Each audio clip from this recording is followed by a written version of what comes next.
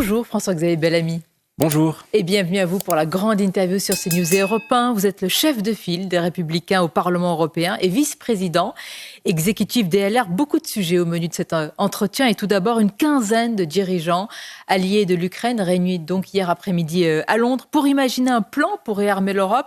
Alors on a eu François-Xavier Bellamy des images, des accolades avec M. Zelensky pour marquer aussi la différence avec ce qui s'est passé entre lui et Donald Trump. Et au final, si vous deviez résumer ce matin à nos auditeurs et téléspectateurs ce qui s'est passé, au final, qu'est-ce qu'on a obtenu? Que diriez-vous? Pour l'instant, rien n'a été obtenu. Et la vérité, c'est que les pays européens sont aujourd'hui en train de toucher du doigt la réalité des conséquences de leur déclin, de leur décrochage. Et c'est à ces conséquences qu'il va falloir maintenant apporter une réponse. Et ça va prendre du temps. Et tout le monde le sait très bien.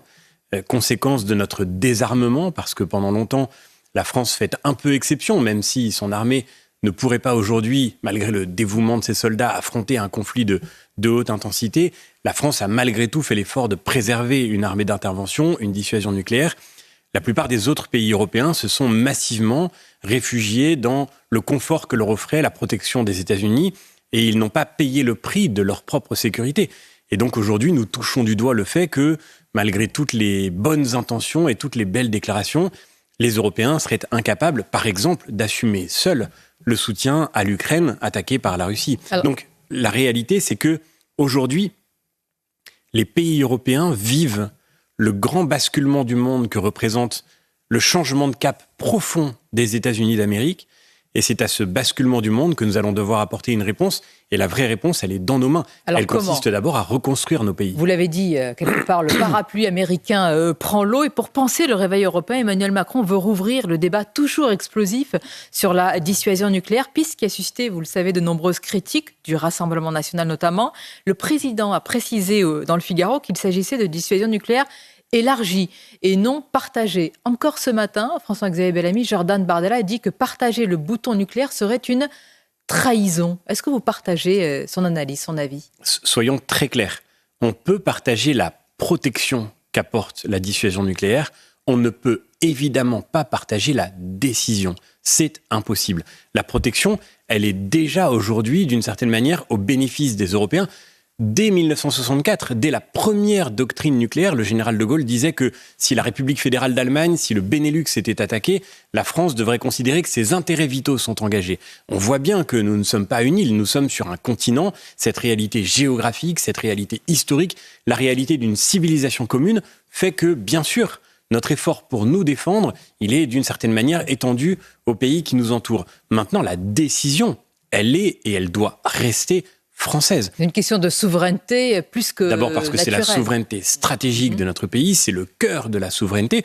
Deuxièmement parce que c'est l'effort des Français, c'est l'investissement de la France. Oui, j'allais vous demander quel est l'intérêt des Français dans tout cela. Si on devait je crois qu'il faut d'abord défendre l'intérêt que notre pays a d'assumer cette souveraineté. Et puis troisièmement parce que c'est l'efficacité de la dissuasion. La dissuasion, elle repose sur le fait que très rapidement, si une menace massive devait être engagée contre notre pays, contre ses intérêts vitaux, au sens élargi de ce terme aussi contre l'Europe, alors la décision doit pouvoir être prise très rapidement.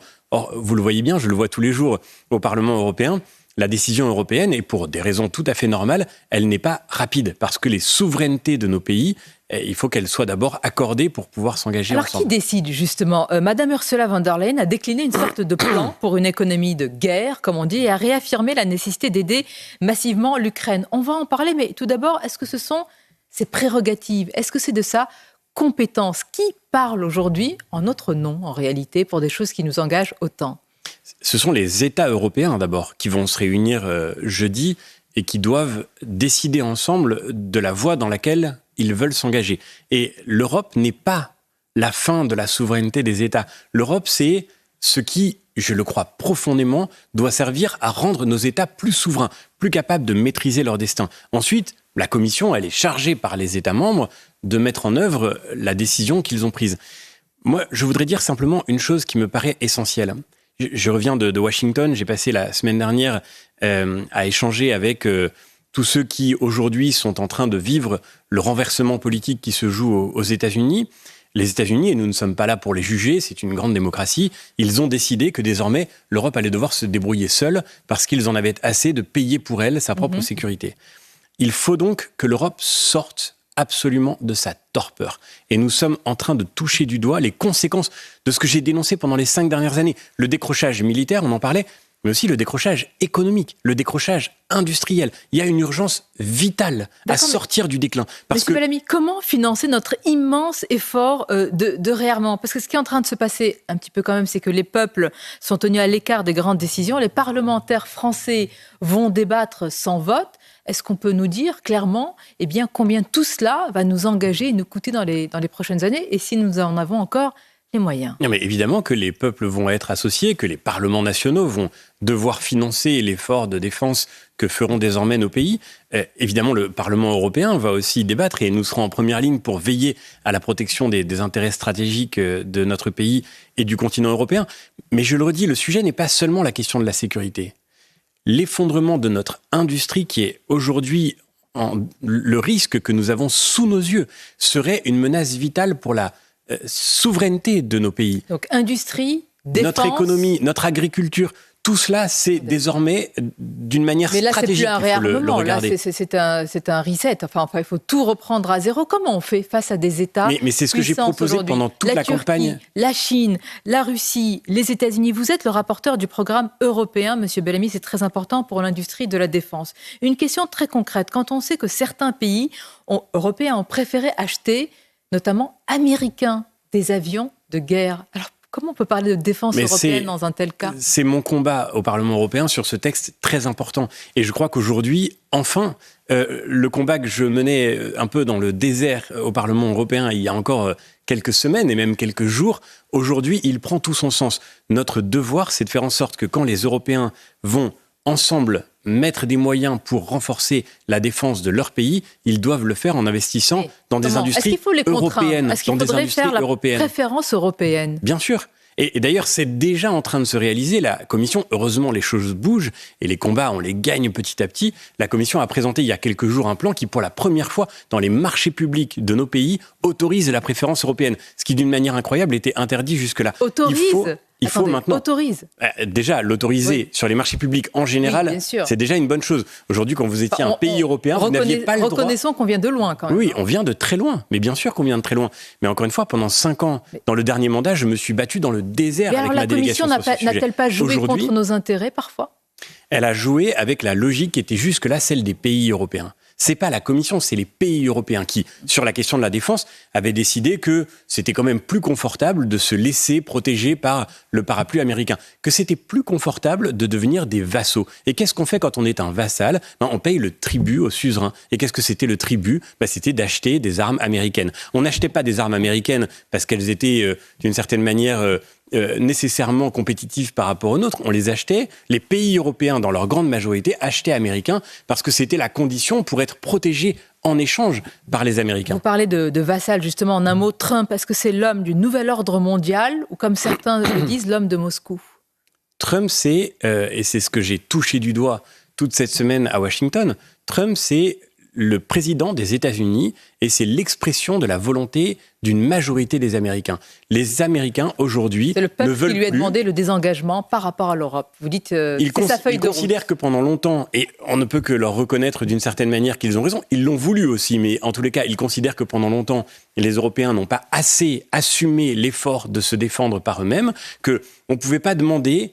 nous, 500 millions d'Européens, à 300 millions d'Américains, de nous défendre des menaces qui pouvaient toucher notre continent tout entier. Et donc, ils ont décidé de dire aux Européens, débrouillez-vous. Et je crois qu'aujourd'hui, notre devoir, c'est de prendre la mesure de ce moment de l'histoire.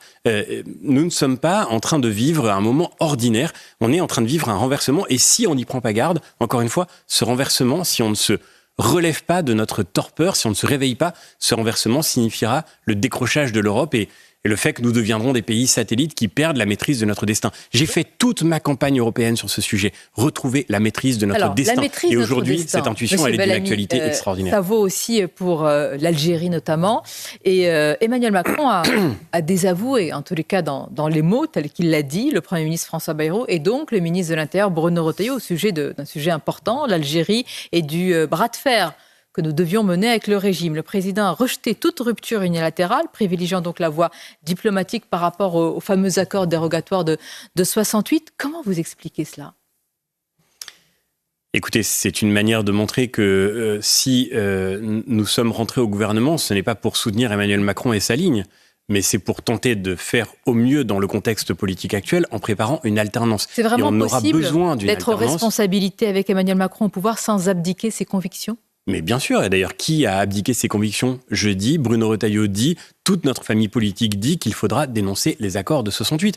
Les députés LR ont porté une proposition de loi il y a des mois maintenant sur ce sujet, avant même que nous ne rejoignions le gouvernement. Notre ligne n'a pas changé et elle ne variera pas. Et moi, je ne comprends pas que le président de la République ne voit pas. Il dit...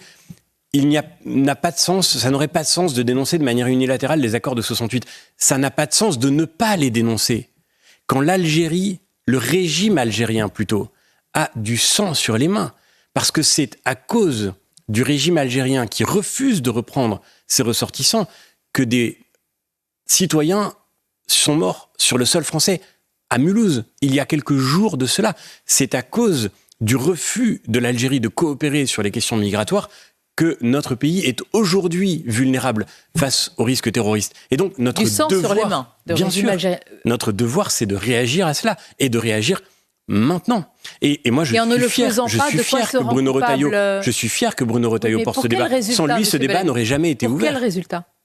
Et d'abord, le premier résultat, c'est que vous avez le Premier ministre aujourd'hui qui, sans être de notre famille politique, a assumé qu'il allait remettre en question tous les accords bilatéraux avec lesquels nous sommes engagés aujourd'hui avec l'Algérie à horizon d'un mois. Donc je crois qu'on n'aurait pas pu espérer qu'une telle détermination se produise au sommet de l'État sans cette pression mise par le ministre de l'Intérieur. Je dire autrement la question. Vous soutenez Bruno Retailleau dans la campagne pour la présidence LR. Certains disent que c'est un moment de vérité pour Bruno Retailleau, justement, que s'il n'a plus les moyens de ses ambitions, il faut acter de la rupture et partir du gouvernement. Non mais moi, je suis heureux que Bruno Retailleau soit au ministère de l'Intérieur pour porter ces sujets-là. Parce que s'il n'était pas là, que se passerait-il ? Vous avez entendu les gouvernements macronistes qui se sont succédés mettre en cause l'Algérie et son refus de coopérer sur les sujets migratoires. Au contraire, tout ce qui se faisait ces dernières années, c'était d'essayer d'offrir des gages. Oui, il a fallu quand même beaucoup de temps et il a fallu surtout qu'il ait quitté le pouvoir depuis très longtemps pour dire ce que nous disons aujourd'hui depuis toujours. Moi, vous savez, il y a un moment déterminant pour moi dans la campagne qu'a menée Emmanuel Macron en 2017 qui fait que je me suis dit que je ne pourrais jamais être macroniste, c'est quand le président de la République ou celui qui allait le devenir a parlé des crimes contre l'humanité que la France aurait commis en Algérie. Ce pari sur le rapprochement avec l'Algérie, au mépris de la vérité historique, au mépris de la protection de notre avenir et de notre unité nationale, cela me paraissait le pari le plus dangereux dans un gouvernement avec Emmanuel Macron au pouvoir. Mais on n'est pas au gouvernement avec Emmanuel Macron. Emmanuel Macron est président de la République, il n'a plus de majorité à l'Assemblée nationale. Il n'y a pas de majorité à l'Assemblée nationale. Nous n'avons pas de majorité. Et nous faisons ce que nous pouvons dans la situation actuelle pour que les mois qui viennent soient utiles à la France. Ce débat, il est déjà utile à la France en préparant une alternance. Parce qu'il n'y a que cette alternance qui pourra rendre aux Français l'espérance dont ils ont besoin. Le ministre de l'Intérieur, en tous les cas, François-Xavier Bellamy, qui ne laisse rien passer, comme il l'a souvent rappelé, et qui a saisi la justice pour apologie de terrorisme après les énièmes propos de l'eurodéputée LFI Rima Hassan, légitimant le Hamas. Vous-même aviez porté plainte contre elle pour menace de mort. Je rappelle qu'elle avait écrit ceci à votre sujet, je cite « Pour le moment, François-Xavier Bellamy et ses petits copains proches du régime génocidaire israélien dorment bien la nuit. Ça ne va pas durer. Est-ce que il y a une enquête, donc j'imagine qu'il y a certaines choses qui restent, qui sont à mener dans le secret ou dans l'ombre, mais où en est justement cette enquête et la justice à ce sujet, au sujet de ces menaces ? Je sais que cette enquête avance. J'ai été auditionné par les forces de police. Je sais qu'ils mènent l'enquête avec beaucoup de sérieux parce que le sujet est grave. Je n'aurais jamais pensé porter plainte contre une collègue parlementaire, parce que pour moi, la politique, ça suppose d'affronter des débats qui sont parfois rudes, mais de les affronter sur le terrain politique. Je crois à la liberté d'expression, je crois au fait que les parlementaires peuvent pouvoir exprimer, notamment dans un hémicycle, même des idées qui me déplaisent, et je ne suis pas de ceux qui rêvent de censure partout. Mais là, pour le coup, j'ai été obligé de reconnaître que quelque chose de très grave s'était passé, parce que c'était ce message-là, c'était une série d'autres messages qui portaient explicitement des menaces de mort à mon endroit, et donc j'ai été d'une certaine manière contraint de porter plainte. Et moi je suis heureux, là encore, que le ministre de l'Intérieur ait choisi de saisir la justice pour apologie du terrorisme, après les derniers propos de Rima Hassan, qui déclare quand même que le Hamas est légitime, que ce groupe terroriste menace aussi notre pays. Est-ce qu'elle travaille pour des intérêts étrangers ? Mais la question qui est posée est la suivante. Quand on prend le parti du Hamas, qui menace la France, quand on prend le parti du régime algérien contre Boualem Sansal, un écrivain français, quand on va manifester en Jordanie, dans une manifestation islamiste, aux côtés de gens qui aujourd'hui représentent une menace pour la sécurité de notre propre pays, la question qui se pose à la fin, c'est en réalité, si on veut regarder sérieusement les menaces qui pèsent sur nos démocraties et les risques d'ingérence, la question qui se pose à la fin, en effet, c'est au nom de qui travaillons-nous ? Moi, je suis un député français au Parlement européen et je me bats tous les jours pour défendre les Français et pour mener les bras de fer qu'il faut pour leur propre sécurité. Je suis obligé de reconnaître qu'aujourd'hui, il y a non pas seulement une députée, mais une force politique avec elle, qui a choisi, au contraire, semble-t-il, de miser sur l'éclatement de la société française, qui a fait le pari du clientélisme et du communautarisme. Et ce pari, il est dangereux pour la France tout entière. Merci François-Xavier Bellamy, c'était votre grande interview. Je vous souhaite une bonne journée, je vous dis à bientôt. Merci.